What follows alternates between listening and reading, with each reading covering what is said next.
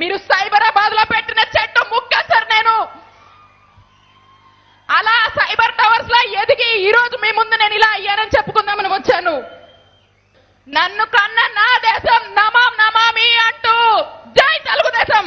ఈ నియోజకవర్గ ప్రజలందరి సాక్షిగా చెప్తున్నా అన్న, నా ఈ రాజకీయ జీవితం, ఈ ఎమ్మెల్యే పదవి, ఈ మంత్రి పదవి, ఈ రాజకీయ జీవితం, ఈ రాజకీయ భవిష్యత్తు మీరు పెట్టిన భిక్షే అన్న.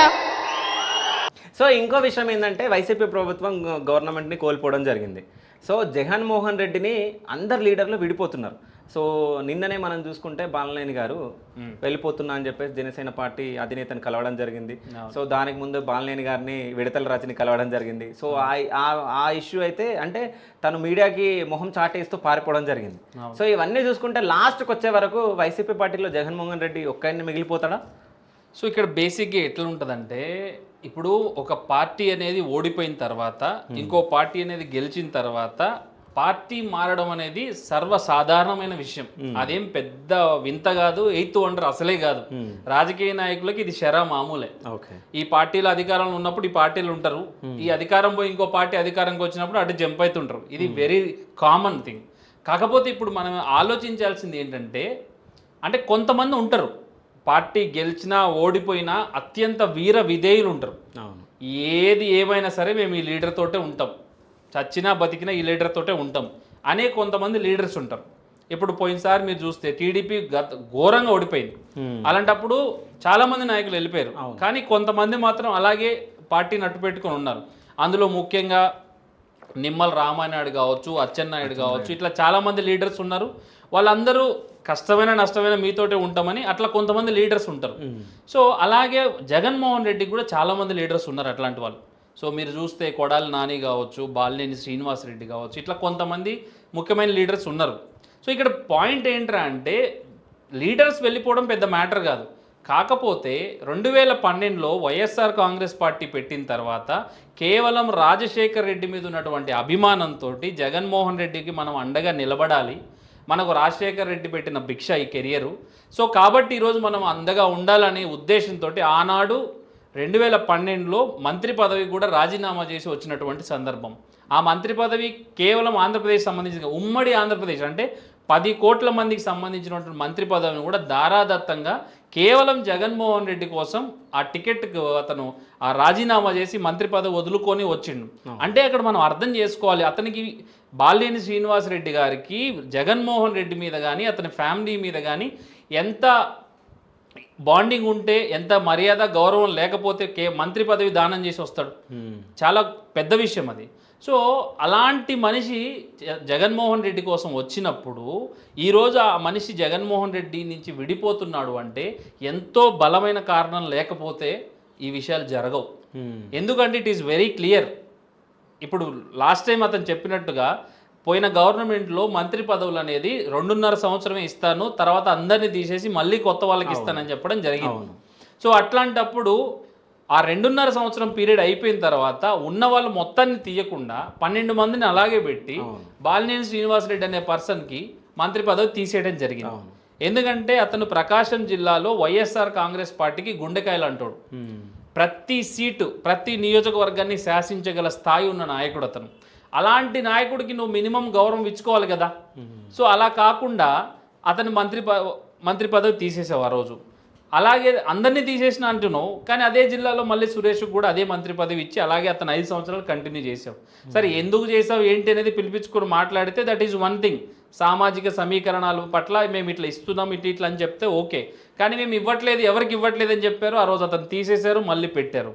ఇకపోతే నెక్స్ట్ ఈ లాస్ట్ ఎలక్షన్స్ టైంలో కూడా అతనికి కొన్ని పార్టీ టికెట్లు ప్రకాశం జిల్లా వరకు కొన్ని టికెట్స్ అతని చేతిలో ఉంటాయి.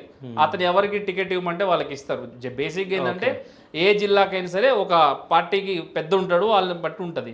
అట్లా కూడా ఆ టికెట్స్ విషయంలో కూడా ఇతనికి చెప్పిన వాళ్ళకి టికెట్స్ ఇవ్వకపోవడము, మెయిన్గా ఒంగోలు మాజీ ఎంపీ ఇప్పుడు ప్రస్తుత ఎంపీ మాగుంట శ్రీనివాసరెడ్డి అతనికి టికెట్ ఇవ్వమని అడగడము, నేను గెలిపించుకొని వస్తాను అని ఆ భరోసా ఇచ్చినా కూడా ఇతని మాట నమ్మకపోవడం, ఎక్కడో చిత్తూరులో ఉన్న చెవిరెడ్డి భాస్కర్ రెడ్డిని తీసుకొచ్చి ఇక్కడ పెట్టడము. సో ఇట్లా ఏంటంటే ఇప్పుడు నువ్వు పార్టీ అధ్యక్షుడు అయితే కావచ్చు, కానీ లోకల్ లీడర్స్ మాటలు వినాలి కదా.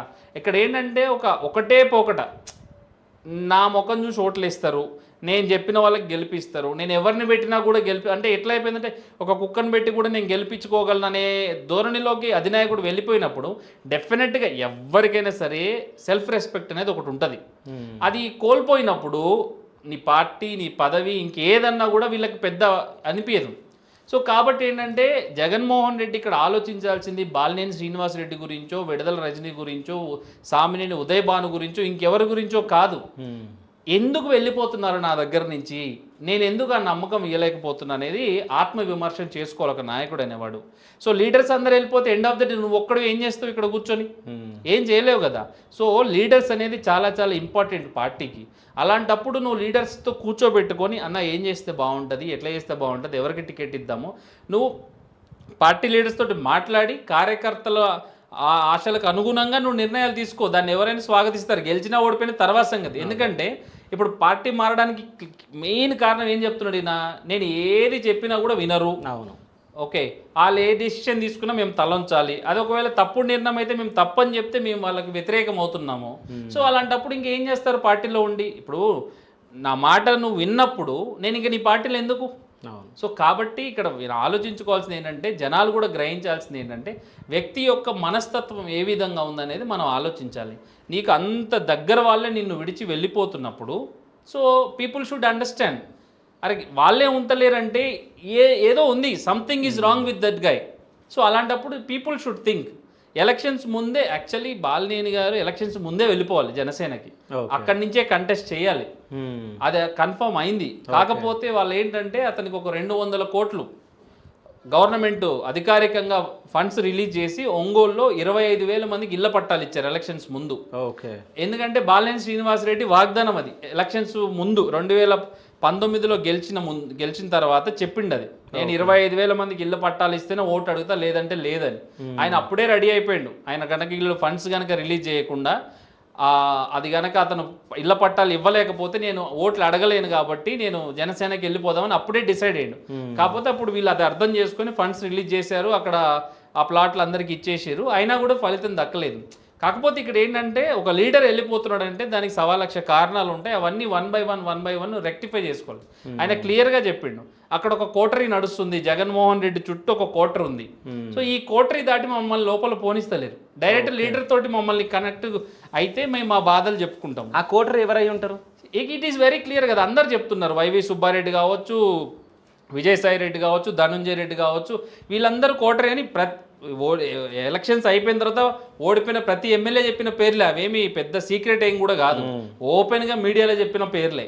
బట్ జగన్మోహన్ రెడ్డి అనే అతను ఆలోచించుకోవాలి, జనాలందరూ వెళ్ళిపోతున్నారు మన దగ్గర నుంచి, రేపు ఎలక్షన్స్కి నువ్వు ఎవరితో వెళ్తావు? లీడర్స్ అంతా వెళ్ళిపోతే నీ దగ్గర ఎవరు ఉంటారు? సో అది నువ్వు ఒకవేళ ఆలోచించుకోకపోతే ఇంకా ఇబ్బందులు పడే అవకాశాలు ఉంటాయి. Okay, thank you so much అన్న, థ్యాంక్ యూ.